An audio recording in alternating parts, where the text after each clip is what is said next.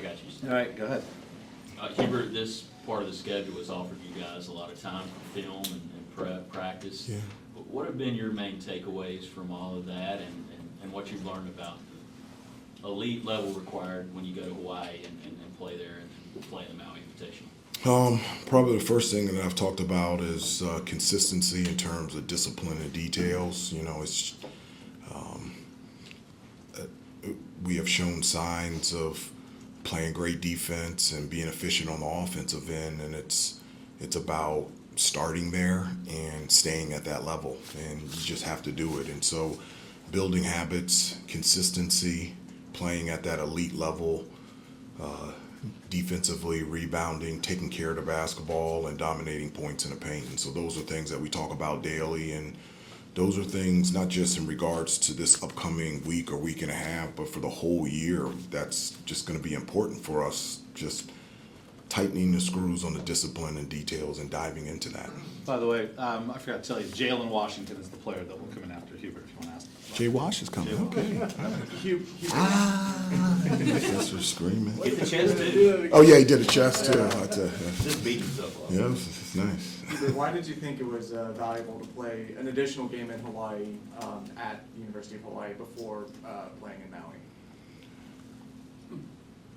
Well, I mean, the schedule's already set, so but it's an opportunity to compete. It's an opportunity to play, and getting on that time zone, I think, is important for us. And when I was assistant for Coach Williams, prior to the Maui Invitational, we always played either on the West Coast, whether it's in California, or the last time, I think it was 2017, we were in Honolulu. So this is something that's been done before. I believe you said you don't really like tournaments where you play 3 successive days. Will you be playing in those after this season? I haven't said that I don't like it.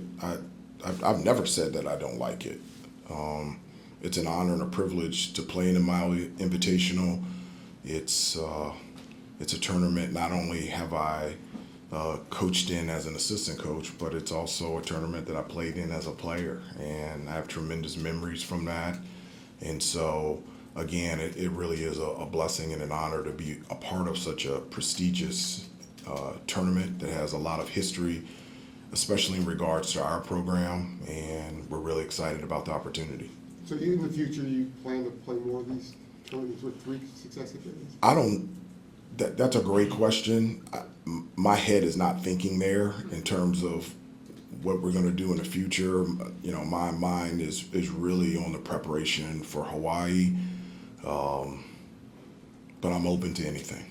Hubert, what's the balance that you try to strike when you get to do cool things like this as a team, like going to Hawaii, being out there for a week?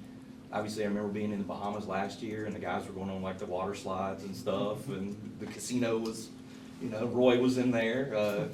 What is the balance you try to strike where you have these high-level opponents? Well, he has more time in his hands. So. It's true. There's some other guys in there too, but it's fine.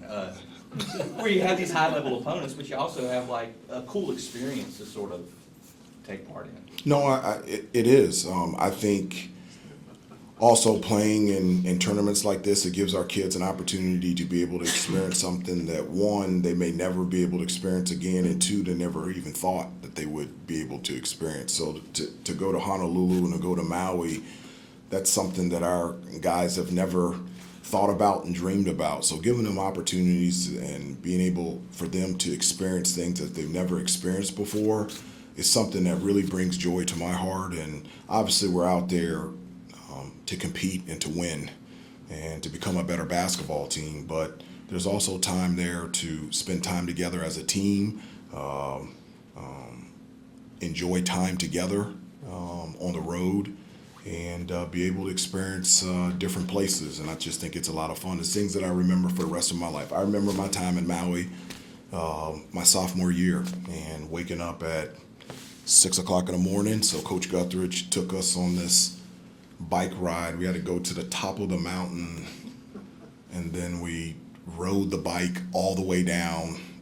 When we started, it was pitch dark. By the time that we got down to the bottom, it was, bright. And it was hilarious. You know, Sounds dangerous. thinking about it at 54, yeah, it does. You know? But at 20, I was like, yeah, this is pretty cool. How many miles were in it? I don't know. I don't know why we did that. I don't know why we had to wake up at 5 in the morning to go ride bikes. But So Coach Smith wasn't there. Coach Smith wasn't there. It was Coach Guthridge. Coach Guthridge always did the excursions things. Yeah, that was. Was that your first trip to Hawaii, your sophomore, first time you'd ever been? Yep. What was the whole experience like? Whole experience was the first game. We were down 9 with a minute to go against James Madison, and King Rice hit a leaner floater bank to win it. Then we beat Villanova in the semifinals, and then we played Missouri in the championship game, and I was 0 for 10, and we lost.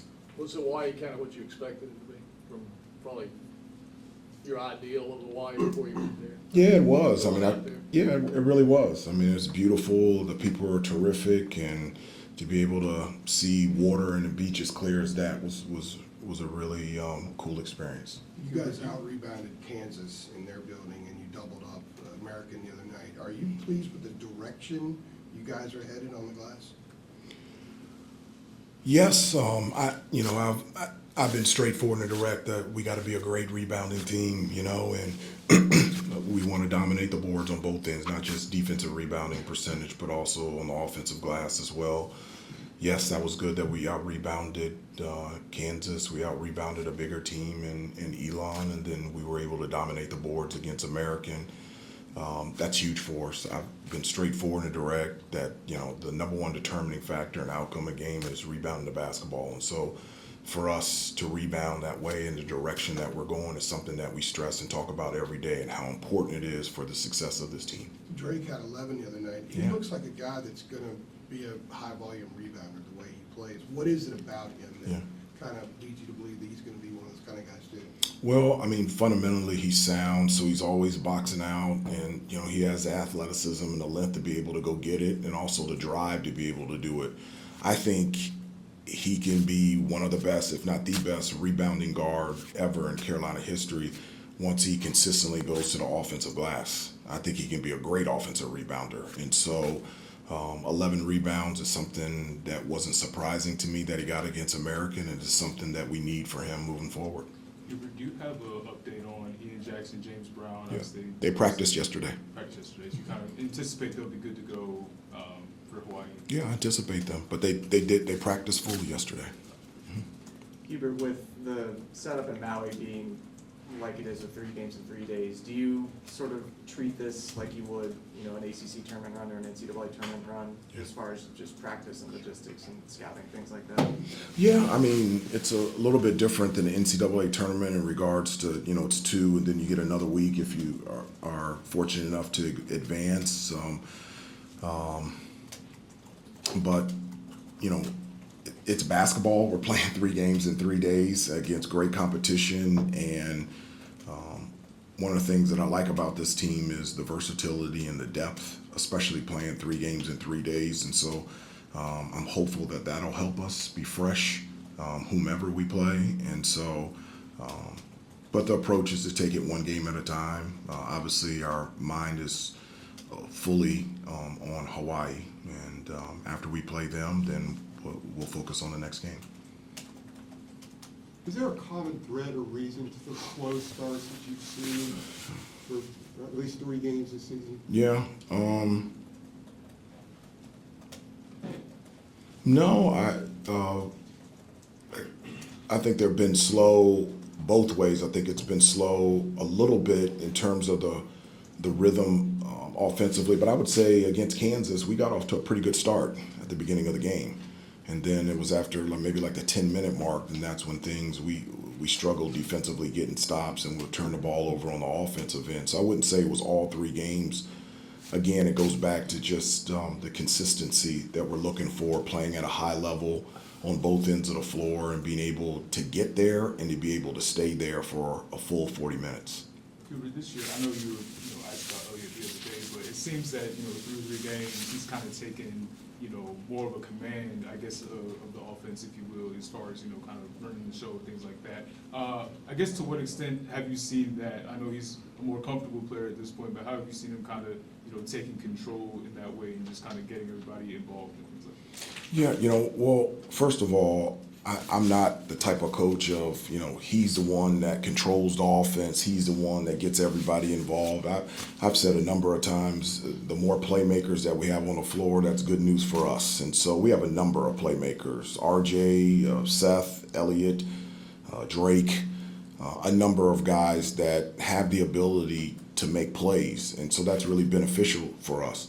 But the play of Elliott, I'm just really happy and proud of. I was saying to my wife the other day, that's one of the best parts about this job is seeing guys grow and continue to, not just grow off the court, but also their growth on the court. And just to be able to see the difference in level of confidence and awareness out there on the floor of Elliott is really fun to see, and it's fun to be a part of, and I'm just really proud of him.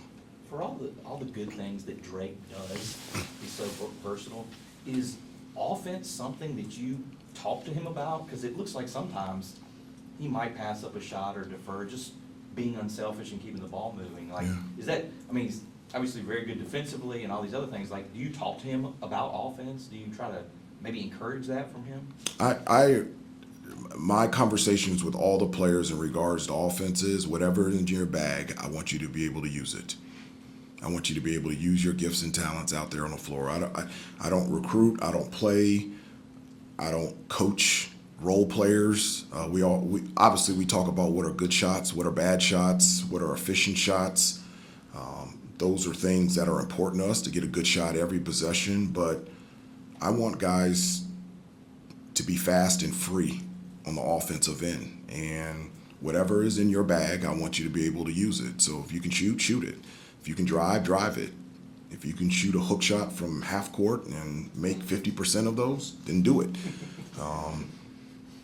The question comes, is that in your bag? Is that something that I've seen you practice or practice before and after practice? But Drake has the freedom to be able to do whatever he wants on the offensive end because of 2 things. One, of his skill level, but number 2, of his ability to take really good shots. We get Jaylen here in a few minutes. When you think back to his path to this point, what he had to deal with the knee injuries and everything else, and showing the patience he did to get to where he is now, is there a measure of satisfaction just seeing him out there playing 25, 30 minutes and seeing his game blossom and gaining that next level of confidence in order to be able to play that many minutes here? Yeah, he's gone through a lot. All the way back to high school, missing his senior year. I couldn't imagine having to miss your senior year, and then his freshman year wasn't really cleared until halfway through his freshman year. And I remember the first time that we put him on the floor was in December. And so being able to watch him now be out there on the floor for long periods, defend, rebound, run the floor. Really, it's the best. I was joking about it, but to see that emotion out of him, that was an emotion that came from, yes, he made the basket, but also, look what I've gone through. And that's something that I've said before, and maybe I'm taking this one too far forward, but those are the tears that guys have at senior night. It's not because everything went great. I made every shot. I never turned the ball over. I got every rebound. It's also the perseverance through difficult and tough times that have allowed you to get there. And that reaction that he had in the game against American, I think it was more than just making a basket. I thought it was him being out there on the floor and all that he has persevered and gone through. Is he a guy that you needed to have conversations at times dealing with this, because that first year he didn't really play? He was thrown in there against the Virginia and Louisville, but otherwise didn't play much. So then last year had to show a lot of patience, or is he just wired in a way where he handled it well? You guys saw him handling it well, so he didn't really need any extra love or encouragement or whatever? No, I spend a ton of time with the players and relationships with them and talking with them. And I think Jay Wash has always been about the process and understood that it's going to take time. And that's something, especially now in college, that, it's harder for guys to be able to do. And he really took advantage of that time that he was out. He took advantage of practicing against Armando every day and being able to watch him and how he prepared, how he played, how he practiced. And he's getting that opportunity now. And I always tell the guys, you are going to get an opportunity. I can't tell you when, where, how, in the manner in which you're going to get it, but when you get it, are you going to be ready? That's the question. And Jay Wash has been ready. Time for one more before we go to Jaylen.